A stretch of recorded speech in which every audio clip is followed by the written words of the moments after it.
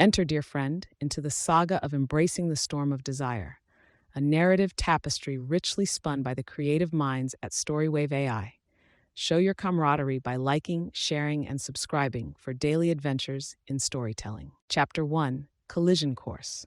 The morning mist clung to the cobblestones like a lover's whisper, casting a gossamer veil over the awakening city. Portland, with its peculiar blend of the bohemian and the bucolic, stirred to life as I made my way down the familiar path to Cobblestone Bistro, the sanctuary of my daily solitude.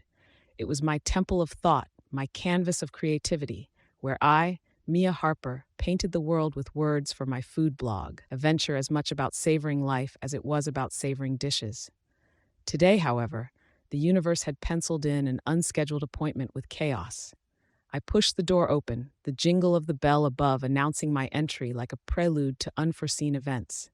The cafe was a welter of earthy tones, and the aroma of freshly ground coffee, a symphony of senses I knew by heart, until my gaze fell upon an unfamiliar back, his frame casting a shadow over the gleaming espresso machine.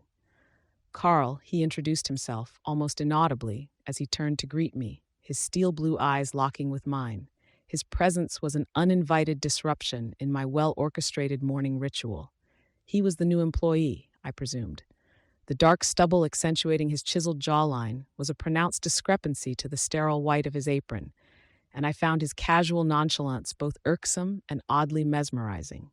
"Americanos are your specialty, I take it?" I quipped with a hint of challenge, my voice a blend of curiosity and critique as I settled into my usual spot by the window. He chuckled, a deep, resonant sound that seemed to stir the very air. "I've been known to dabble in the art of coffee," Karl replied, his words carrying an undercurrent of confidence that bordered on arrogance.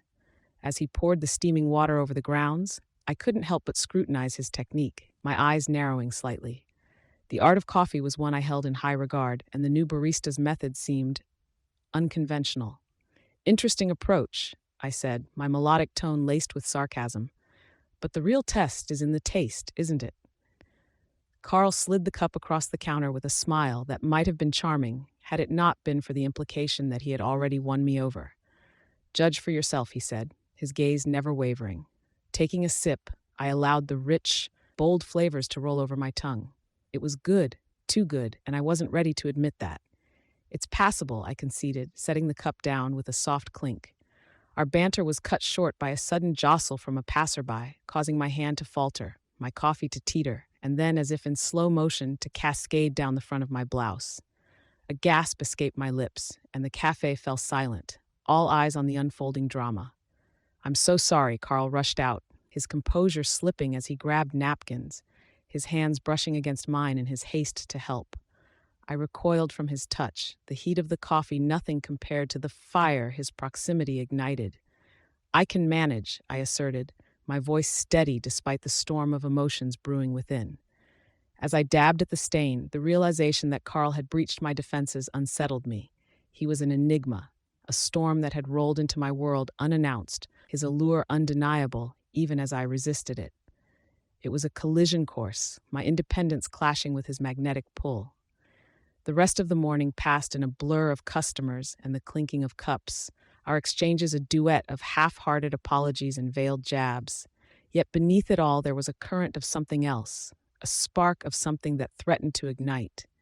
I left the bistro with my thoughts in a whirlwind, the image of Karl's intense gaze lingering in my mind. It was clear that my daily routine had been forever altered, not by chance, but by a force as deliberate as it was unforeseen. As I walked away, I couldn't shake the feeling that this was just the beginning, that the storm of desire was just starting to embrace me. Chapter 2: Froth and Fury. Mia Harper, that's me, the food blogger whose words lately seemed to dance more around one peculiar barista than around the culinary delights I was known to critique. With every visit, our exchanges grew more elaborate, our words like the froth atop the cafe's signature cappuccinos, airy, but with a promise of something richer beneath. Today, Karl was the maestro of milk and coffee, his athletic build a cute differentiation against the delicate china cups. I watched, feigning disinterest as his hands worked with surprising grace. "You're back," he said, not a question but a statement, his gaze catching mine as he handed a patron their drink. Decided to brave the tempest of my coffee making again? I perched on a bar stool, the wood cool beneath me, and regarded him with a critical eye. I'm simply gathering evidence for my readers, I retorted, alluding to the blog that had recently surged in popularity, much to my own surprise. They're quite taken with the saga of the bistro's dark and brooding coffee connoisseur. A smirk tugged at the corner of his lips, and he leaned in. The scent of earth and rainwater that seemed to cling to him was disconcertingly pleasant. And what do you tell them? That my coffee is an elixir of life, or a concoction of a charlatan? His words were a challenge, a gauntlet thrown with a flicker of amusement in his steel blue eyes. I leaned forward, my voice a weapon honed with wit. I tell them it's a blend of mystery and arrogance, with a hint of charm to sweeten the deal. The bistro hummed with the chatter of patrons, the clatter of dishes a backdrop to our verbal jousting. Yet, beneath the surface, there was tension. A clash not of swords but of souls, of contrasting lives that somehow found themselves in reluctant orbit. As the morning waned, the bistro's pace slowed, and I found myself lingering over a half-finished latte, the foam long dissipated. Karl wiped down the counter, his movements methodical, until his hand paused over a dog-eared envelope that had slipped from his pocket. "What's that?" I asked, curiosity piqued as I glimpsed the return address from a bank and the stark red stamp of urgency. Karl hesitated, the envelope disappearing back into his apron as if by sleight of hand. "Nothing," he said too quickly, the deep timbre of his voice faltering. I leaned back, studying him. "Doesn't look like nothing," I pressed, unable to quell the investigative instinct that fueled both my writing and my interest in the confusing man before me. For a moment, the armor of his bravado fell away, and he sighed, a weight visible on his broad shoulders. "It's the farm," he confided, his steel blue eyes meeting mine with a frankness that caught me off guard. "Family land. Times are tough, and well, the bank isn't exactly sympathetic to tradition." I absorbed his words, the froth and fury of our previous encounters giving way to a moment of unexpected stillness, of vulnerability. Karl, the steadfast botanist and barista, was wrestling with his own storm, one that threatened to erode the foundation of his heritage. The revelation shifted something within me, a recognition of the depth beneath his surface, of the layers and struggles that mirrored the complexities of my own life. Our banter had been a dance around the edges of an unspoken understanding, two individuals orbiting a shared axis of determination and pride. As afternoon light filtered through the bistro's windows, casting a lattice of shadows across the tables, I realized that the story unfolding between us was more intricate than the playful quips of my blog posts. It was a tale of froth and fury, of contrasts and commonalities, and of two souls colliding amidst the tempest of life's uncertainties. Karl and I, we were like the coffee he brewed, a dark roast of reality softened by the sweetness of potential, a blend that was unexpectedly compelling. And as I left the bistro that day, the resonance of our exchange lingered, a prelude to a chapter yet unwritten, but eagerly anticipated. Chapter 3, Recipe for Romance. The bistro was a hive of activity, a symphony of preparation that buzzed with an energy I found both exhilarating and unnerving. Karl was already there, sleeves rolled up, his hands buried in the earth of potted herbs that would soon adorn our tables. "Morning, Mia," he greeted without looking up, his attention fixed on the delicate greenery before him. "Ready to make some magic happen?" I bristled at the casualness of his tone, the ease with which he sidestepped our usual fray. "Magic requires a certain finesse," I replied, setting my papers on a nearby table. "Let's hope your time is as timely as your wit." A grin flickered across his features, and he finally met my gaze. "I'm more worried about your sage advice overwhelming the senses," he countered, and I had to stifle a laugh at his playful jab. As the morning unfolded, we found ourselves in a dance of necessity, a choreography of tasks that demanded we move in unison. I directed the placement of tables, the layout of the serving stations, while Karl brought life to each corner with his verdant arrangements. "I never took you for a flower person," I remarked, watching as he coaxed beauty from the chaos of stems and leaves. Karl glanced up, his blue eyes serious for a moment. "There's strength in delicacy," he said, a phrase that resonated deeper than the task at hand. We were in the thick of our preparations when disaster struck. A mix-up with the catering left us without half of our promised dishes, a shortfall that could unravel the ragbag of the evening. The news hit me like a cold splash, my heart sinking at the potential fallout. Karl was at my side in an instant, his presence grounding. "We can fix this," he assured me, a steadiness in his voice that I clung to like a lifeline. Together we improvised, our movements a frantic ballet in the bistro's kitchen. We chopped, sautéed, and seasoned, our hands brushing and our breaths mingling in the steam that rose from the pots. The crisis drew us together, our previous sparring forgotten in the shared goal of salvaging the event. As we plated the last dish, a creation that was as much his doing as mine, I saw Karl in a new light. He was more than the brooding figure behind the counter, more than the foil to my quips. He was a partner, capable and reliable in the face of adversity, and I felt a surge of respect for the man who had stood steadfast beside me. Our guests never knew of the behind-the-scenes turmoil. They dined under the glow of string lights, amidst the floral ambiance that Karl had orchestrated, their palates delighted by the unexpected menu that had bloomed from our combined efforts. The success of the event rippled through the days that followed, my blog alight with praise and offers that could propel my career to new heights. Yet, amidst the excitement, my thoughts lingered on the partnership that had made it possible, on the connection that had formed between Karl and myself, a recipe for romance that had simmered to life in the heat of the moment. As I closed my eyes that night, the memories of the day replayed, not as a series of challenges, but as a dance of discovery, a realization that sometimes opposites don't just attract, they combine to create something extraordinary. Chapter 4, Bitter Brews to Sweet Smiles. I watched him behind the counter, his movements a symphony of efficiency as he navigated the morning rush. He caught my eye, a smirk playing on his lips as he prepared my usual, a double-shot Americano, no room for cream. "Careful, Mia," he called out, placing the cup before me with a flourish. "This one might just be strong enough to change your life." I rolled my eyes, though a smile betrayed my feigned annoyance. "I'll take my chances," I retorted, wrapping my hands around the warm ceramic. Besides, my life could use a little perking up. Our banter had become a staple, like the pastries that lined the display case, sweet, with just the right amount of bite. The initial friction that had sparked between us had mellowed, giving way to a comfortable cadence that felt as natural as the rise and fall of the tide. Later, as the bistro settled into the lull between breakfast and lunch, Karl emerged from behind his caffeinated fortress, a plate in hand. "Here," he said, presenting his offering with a hesitant pride. I tried my hand at the dessert of the day. "Tell me what you think." I eyed the confection, a chocolate soufflé that had seen better days, its once proud dome now sunken like a deflated balloon. Suppressing a chuckle, I accepted the plate.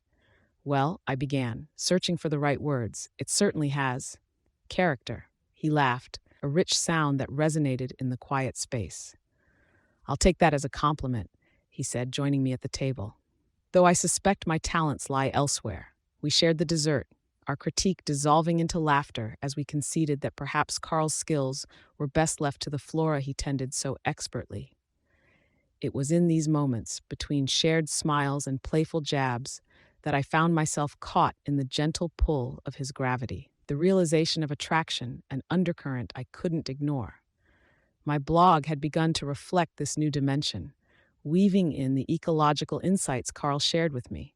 His knowledge of sustainable practices and the delicate balance of nature had enriched my writing, bringing depth to the narrative of food and its journey from earth to plate.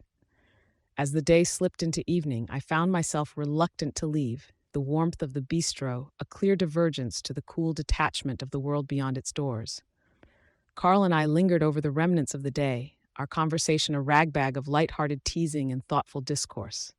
It was a dance, a slow and intricate waltz where each step brought us closer, our internal battles with admitting attraction a silent rhythm that guided our movements.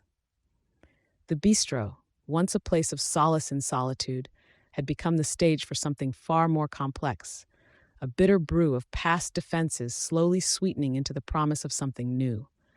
As I finally closed my laptop and rose to leave, Karl's voice stopped me. "Mia, wait," he said.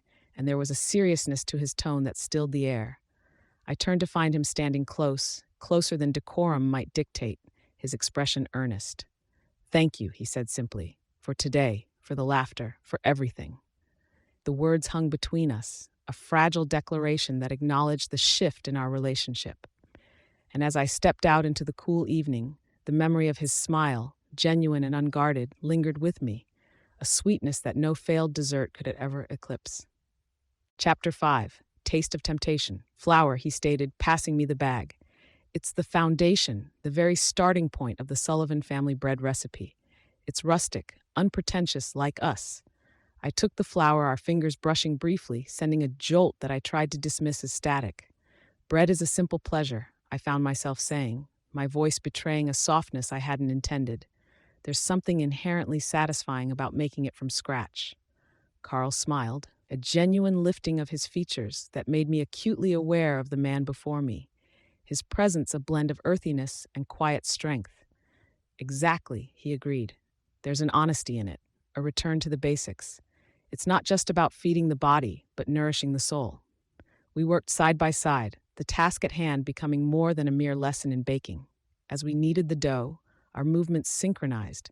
A rhythm developed between us, a push and pull that was as much a part of the dance as the conversation that flowed freely. "You know," Karl said, pausing to brush a stray lock of hair from his forehead, "my mother used to say that cooking was her way of showing love. Every meal was a message." I glanced at him, struck by the warmth that infused his words. "I think she was on to something," I replied, feeling a tendril of something akin to longing unfurl within me. Food has a language all its own. As the bread baked, the kitchen filled with an anticipation that had little to do with the impending meal. We sat at the kitchen island, a bottle of red wine opened and breathing, 2 glasses poured but untouched. "Mia," Karl began, his voice low, "there's something about this, about us, that I can't quite put my finger on.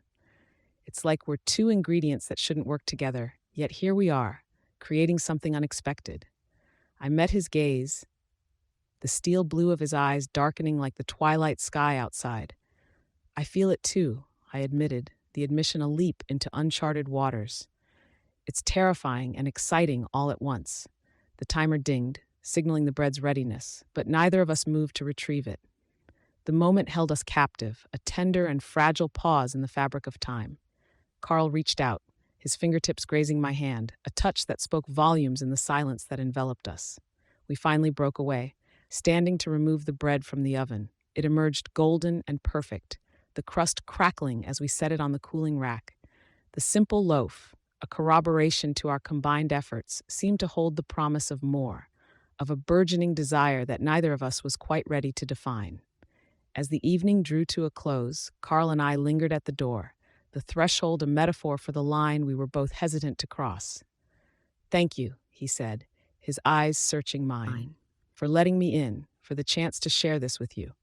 The air was thick with the unspoken, with the taste of temptation that lingered on our lips like the remnants of the wine we'd shared. "Anytime," I replied, my voice barely above a whisper. He stepped out into the night, and I closed the door behind him, leaning against it as I tried to steady my racing heart. The bread sat cooling on the rack, its scent a lingering reminder of the intimacy we'd shared, and of the yearning that had been awakened, a yearning for something as fundamental and satisfying as the breaking of bread together. Chapter 6. Harvesting Hearts. "Welcome to my world," Karl said, his voice carrying on the wind, laced with a hint of pride. He gestured to the sprawling acres that had been his family's for generations. "It's not a bistro, but it has its own charm." I ventured deeper into this new domain, my senses invigorated by the rustic scent of hay and soil. "It's beautiful," I confessed, the vastness of the open sky and the weight of the earth grounding me in a way the city never could. We ambled along the dirt path that wove through the fields, our conversation ebbing and flowing with the ease of a river finding its course. Karl spoke of the crops with an affection that was palpable, his hands brushing the tops of the wheat as if greeting old friends. "It's hard to believe all this might be gone soon," I remarked, recalling the overheard whispers of financial woes and the bank's shadow looming over the farm. Karl's eyes met mine, a storm brewing in their depths. "It's the reality we face," he replied, his usual stoicism faltering. "But for now, it's still ours, and there's work to be done." As twilight descended, we found ourselves in the barn, the scent of aged wood and dried lavender a heady perfume. Karl flicked on the radio, the tinny sound of an old country tune crackling through the speakers. Without a word, he extended his hand, an invitation that spoke louder than any challenge we'd ever exchanged. I took it, allowing him to draw me close, our bodies finding a natural rhythm amongst the hay bales and forgotten farm tools. The dance was a revelation, an impromptu waltz that spoke of shared moments and unspoken desires. Our laughter echoed off the rafters, a melody more harmonious than any song the radio could offer. The dance ended, but our embrace did not. We stood there, in the heart of the barn, two souls cast adrift on an ocean of emotion and connection. And then, under the celestial welter of stars that watched over us, our lips met in a first kiss that was as inevitable as the dawn. I pulled away, breathless, the taste of him lingering like a vow. "Karl," I whispered, my heart thundering in my chest. "This is more than I bargained for." His fingers traced the line of my jaw, a touch so tender it was as if he was committing the moment to memory. "Mia," he breathed. I never knew a heart could be harvested until now. The night wrapped around us, a cocoon of possibility, as I realized the depth of the story that had unfolded. The farm visit, intended as a simple exploration for my blog, had become a pivotal chapter in a tale far greater, a narrative of two hearts intertwining amidst life's complexities. As I returned to the comfort of my city apartment, the glow of the farm's lanterns a fading glint in the rearview mirror, I understood that what Karl and I shared was a force as relentless and nurturing as the land itself, a romance rooted in the rich soil of challenge, growth, and undeniable chemistry. Chapter 7: Stormy Skies.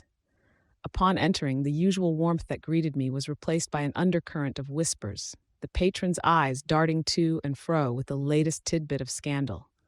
The source of their disquiet became apparent as I approached Sully, who was unusually preoccupied with aligning the sugar packets with unnecessary precision.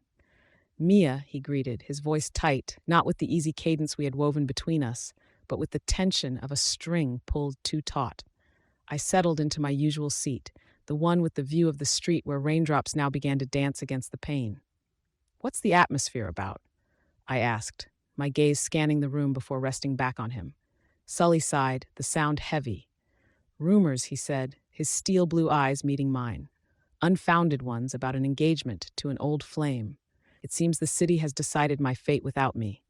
The words hit me harder than I expected, a pang of something like betrayal tightening my chest. I leaned back, my fingers tracing the rim of my coffee cup. "Is there truth to it?" I asked, the question a grenade tossed casually across the counter. His expression faltered, a crack in the stoic facade he'd always presented. "No," he said firmly, "it's past put to rest. A chapter closed long before you ever walk through those doors." But doubt is a seed that, once sown, roots itself deep. I felt the tendrils of it creeping through me, clouding my judgment. "I see," I managed, though the words felt like stones in my mouth. We fell into an awkward silence, the space between us widening with each tick of the clock. I busied myself with my laptop, the keys clacking beneath my fingers as I attempted to lose myself in the world of my blog. Yet the screen blurred, the words melding into a mess of letters that spelled out my own uncertainty. Sully cleared his throat, a soft but deliberate sound that drew my attention. "Mia, talk to me," he urged. I thought we were beyond this, beyond the rumors and the shadows of past relationships. I wanted to believe him, to dismiss the whispers as easily as I did the foam on my drink, but the sting of doubt lingered. "It's not just about belief," I said, my voice steadier than I felt. "It's about the shadows that cling to us, whether we want them to or not." He moved around the counter, closing the distance with a few determined strides. "Then let's step into the light," he said. "Let's not allow a storm of hearsay to wash away what we've started to build." I looked up at him, the earnestness in his gaze like a lighthouse in the fog of my thoughts. "It's not that simple," I countered, though the single-mindedness in my voice was crumbling like the cliffs against a relentless sea. "Make it simple," he implored. "Choose to trust what you know of me, not what others whisper in the dark corners of this place." I closed my laptop with a decisive snap, my decision made. I need time, I said, standing. Time to clear the clouds and see the sky for what it truly is. Sully watched me, the furrow of his brow speaking of his own inner turmoil. I'll be here, he said, when you're ready to return. I left the bistro, the storm outside now unleashed in full fury. The rain was a cold lash against my skin, a glaring disparity to the tempest of emotions that raged within. The path before me was shrouded, the way forward uncertain, but I knew that the only way to weather the storm was to face it head on, to confront the fears and the reality of the feelings that had taken root in the fertile ground between Sully and me. Chapter 8, The Flavor of Truth. As I approached, Karl wiped down a spotless countertop, his motions betraying a sense of unrest. He looked up, his gaze locking onto mine with an intensity that felt like a physical touch. Mia, he began, his tone a mix of grit and something softer, an undercurrent I hadn't heard before. We need to talk, truly talk, about everything that's been left unsaid. I nodded, the weight of his words settling on my shoulders. I know, I replied, taking the seat nearest to him. The silence has been deafening. He joined me at the table, the familiar barrier of the counter no longer between us. I've let rumors and fears dictate my actions, he admitted, his voice a low rumble that seemed to reverberate through the room. And that's not who I am, nor who I want to be. I took a deep breath, feeling the tightness in my chest loosen slightly, and I've let past hurts color my view of the present, I confessed, meeting his earnest expression with one of my own. But I'm tired of looking at life through a tinted lens. Karl reached across the table, his fingers tentatively brushing mine. Then, let's start anew, Mia. Let's taste the truth of what this is between us, without the bitterness of doubt to sour it. The contact sent a shiver up my spine, the simplicity of his touch speaking volumes. I want that, I said, the words a whisper of vulnerability. I want to understand the full flavor of what we're creating here together. We spoke for hours, the conversation meandering through the landscapes of our individual pasts, over the jagged peaks of our fears, and into the valleys of our desires. It was a verbal dance, a back and forth that stripped away the facades we'd both so carefully constructed. He told me of his family's legacy, of the pressures that came with being the last Sullivan to work the soil of his ancestors. I shared the solitude of my passion for writing, the isolation of crafting worlds with only words for company. As the night grew old and the patrons trickled out, leaving us ensconced in the quiet intimacy of the bistro, we finally arrived at the heart of our shared journey.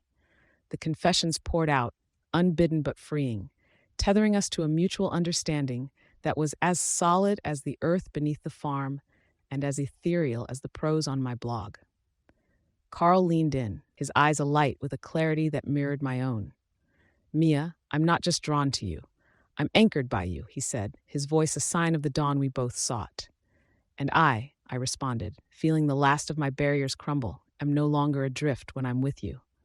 In the quiet aftermath of our confessions, we sat, our hands entwined atop the worn wooden table that had borne witness to the evolution of our bond. The flavor of truth was complex, a melange of pain and joy, fear and longing, but it was ours, a recipe unique to the journey we had embarked upon together. As we locked the bistro behind us, the first drops of rain began to fall, a gentle benediction on the path we had chosen. The world was vast and uncertain, but in the stormy skies above, we had found a guiding star in each other, a lighthouse towards which our hearts would unfailingly turn. Chapter 9, Whispers of the Past. Karl, her voice, sharp and clear, sliced through the hum of conversation, turning heads and tightening the air around us.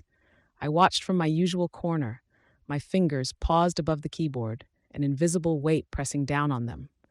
Karl's frame stiffened, his back to me, as he faced the woman who had braided herself into his narrative long before my own chapter had begun. Elise, he acknowledged, his tone a careful neutrality that belied the tension I saw in the set of his shoulders. This is unexpected. Elise stepped forward, her heels clicking against the wooden floor like the ticking of a clock counting down to an inevitable confrontation. I heard about the farm, she said, her eyes darting around the room, landing briefly on me before returning to Karl. And about her. The pronoun hung between them, laden with history and unsaid accusations.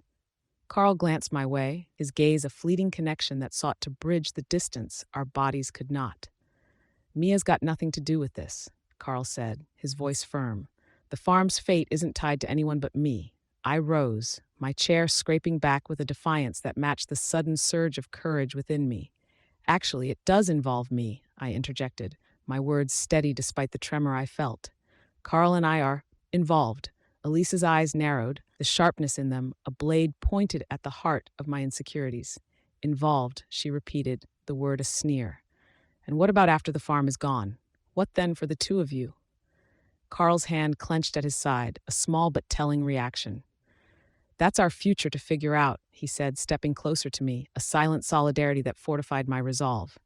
Elise laughed, a sound devoid of humor. You think you know him, she addressed me, her lips curling with disdain. But a man tied to a dying legacy is a man desperate. Watch closely, Mia. The Karl you see may not be the Karl that is. I met her challenge, my stance unyielding. People change, Elise. They grow. What Karl was with you isn't what he is with me. Her gaze flickered, a momentary lapse that hinted at uncertainty. We'll see, she said, turning on her heel and exiting as abruptly as she'd entered, leaving behind a trail of whispers that swirled through the bistro like leaves in the wind. Karl and I stood amidst the aftermath, our silence a shared breath in the eye of the storm.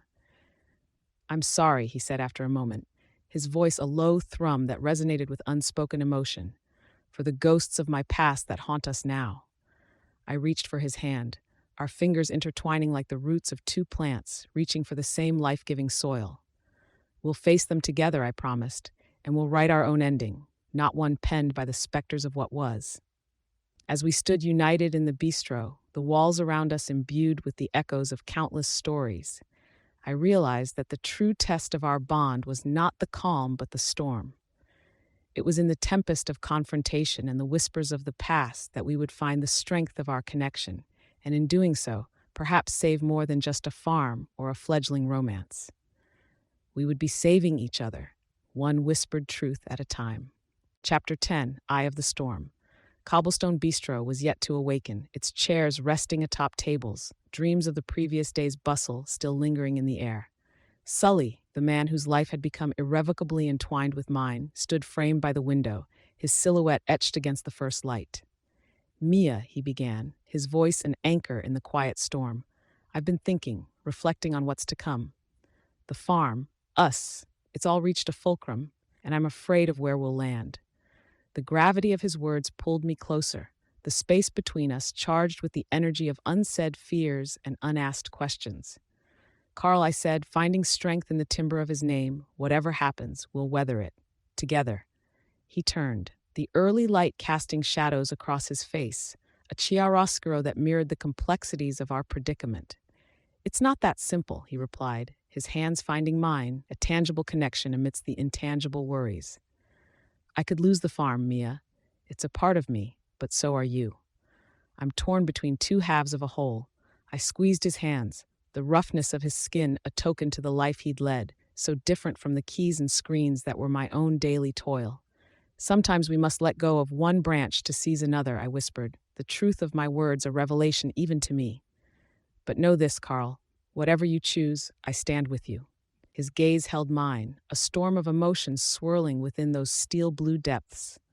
What if the choice is between the dream of generations and the risk of a new dream with you? He asked, his voice barely more than a breath. The question hung between us, a precipice upon which the future teetered. Karl, love is the most potent dream of all, I said, my staunchness hardening. It's the one thing that gives all other dreams their worth. He pulled me into an embrace, the warmth of his body a lighthouse in the encroaching light of day. I'm contemplating selling the farm, Mia, not because it's what I want, but because it may be what's best for the land, for my family's legacy, and for us. The thought struck like a bolt, a possibility I hadn't entertained. You'd do that, for us? I murmured into his chest, the beat of his heart a rhythmic drum in the silence. For us, he confirmed, his lips finding the crown of my head in a kiss that was a promise, for a chance at true happiness. The enormity of his consideration was a tempest that threatened to consume us. Yet in that moment, wrapped in Karl's arms, I felt the eye of the storm pass over, a haven of peace amidst the chaos. As the first patrons trickled into the bistro, The spell of the morning broke, the reality of the day setting in with the clatter of dishes and murmur of voices. Yet within the blare, within the whirlwind of choices and sacrifices, there was a clarity that both Karl and I grasped tightly. Love, we realized, was not just the calm or the storm, but the courage to face both with open hearts. And as we emerged from the embrace, our hands still clasped firmly, we knew that whatever the day brought, the tempest had only served to bind us closer, forging a bond that no gale could sever. Chapter 11. Embracing the Storm. As the first rays of sunlight filtered through the windows, bathing the bistro in a warm golden hue, Karl entered. His presence was a force, a certainty in my world of variables. His gaze found mine across the room, and without a word, he crossed the threshold that had long separated us. "Mia," Karl said, his voice steady and sure. "This place, these people, they've been the backdrop to our story, witnesses to the storm we've weathered." His words hung in the air, a proof to the journey that had brought us here. I drew a deep breath, the rich aromas of the bistro grounding me, and now I replied, my voice stronger than I expected. "They'll witness our resolve." Together, we've learned that love isn't just a shelter from the storm, but a force that stands tall within it. Karl took my hands in his, the roughness of his skin a familiar comfort. Around us, the bistro had filled with familiar faces, friends, patrons, part of the intricate litter of our lives. They watched, a silent chorus to our unfolding drama. It's here, in this crucible of coffee and dreams, that I found something more potent than the strongest espresso, Karl announced, his voice carrying to every corner of the room. I found a partner, an ally, someone who makes every tempest worth facing. The room held its breath, the usual bedlam of clinking cups and murmured conversations falling away. I felt a smile spread across my face, a reflection of the joy that welled up within me. And I proclaimed, discovered that the most profound discoveries are not just made through solitary contemplation, but through the shared trials and triumphs that love brings. Karl's eyes sparkled with unshed tears, a mirror to my own emotions. So before all of you, I declare my commitment to Mia, to us, to a future where no storm can shake us, for we are the storm. Applause erupted, a crescendo that seemed to shake the very foundations of the bistro. We stood together, Karl and I, in the eye of the hurricane of applause, our hands clasped tight. Our commitment was more than words. It was a vow, an understanding that we would embrace every challenge, turn it into an opportunity, and forge a path forward where once there was no way. The bistro returned to its rhythm, the energy of the moment settling into a hum of contented activity. Karl and I remained at the center, the core of our own universe, ready to face whatever lay ahead. We had embraced the storm of desire, found strength in its fury, and now we stepped into the light of a new day, a day filled with the promise of endless possibilities. As I closed my eyes, I could almost hear the distant thunder of future challenges, but they held no fear for me now. For in Karl's embrace, I had found my anchor, my haven, and together we would weather whatever came our way, not just surviving the storm, but thriving within it. The end. It's been an honor to have you with us for embracing the storm of desire. StoryWave AI has the unique gift of turning your prompts into engrossing tales. Please leave a like, share with your circle, and subscribe to our channel for a new story every day. April 2024. Until our paths cross again.